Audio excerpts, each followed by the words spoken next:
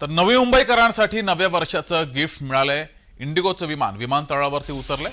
इंडिगोचं विमान ज्यावेळेस या विमानतळावर उतरलं त्यावेळेस या विमानाला वॉटर कॅननची सलामी देण्यात आली आहे। तर प्रवासी वाहतूक विमान हे विमानतळावरती उतरलं आणि त्यानंतर वॉटर कॅननची सलामी या विमानाला देण्यात आली आहे।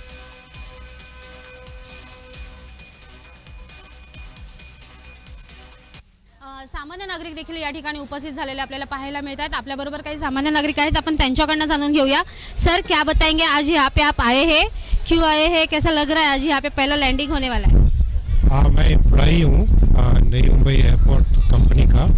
तो यहाँ पे हमारे लिए बहुत ही बड़ा अवसर है ये यहाँ पे आना, क्योंकि बहुत सारे लोगों की जो मेहनत है वो सफल होने वाली है। तो इसलिए और इस चीज़ को विटनेस करना कि पहली कमर्शियल प्लेन की लैंडिंग जो हो रही है तो काफ़ी हिस्टोरिक मोमेंट है हम सभी के लिए। तो हम लोग बहुत एक्साइटेड हैं यहाँ आने का। नक्कीच आणखीन काही सामान्य नागरिक आहेत आपल्यासोबत, आपण त्यांच्याकडनं जाणून घेऊया। सर, काय सांगाल, आज या ठिकाणी तुम्ही लँडिंग बघण्यासाठी आलेले आहात, एकंदर काय मागणी असेल? नमस्कार, माझं नाव वेदांत गावकर। एअरपोर्ट बरं आहे खूप, म्हणजे मुंबईच्या कंजेशनपेक्षा इथे येणं चांगलं आहे।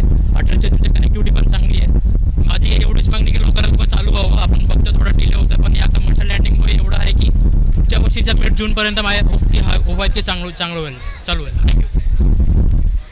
नक्कीच सामान्य नागरिकांकडून किंवा अधिकारी कर्मचारी वर्गांकडून हे जे विमानतळ आहे लवकरात लवकर नागरिकांसाठी खुलं व्हावं अशी मागणी देखील होताना आपल्याला पाहायला मिळते। तर एकीकडे कामगारांमध्ये आनंदाचं वातावरण देखील आपल्याला पाहायला मिळतंय।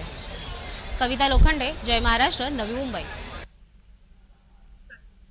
नवी मुंबई आंतरराष्ट्रीय विमानतळावर आज एका प्रवासी विमानाचं लँडिंग होणार आहे।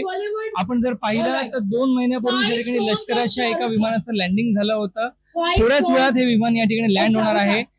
याविषयी अधिक बोलण्यासाठी आपल्यासोबत नवी मुंबईचे सहाय्यक पोलीस आयुक्त विशाल नेहुल पाटील हे आहेत।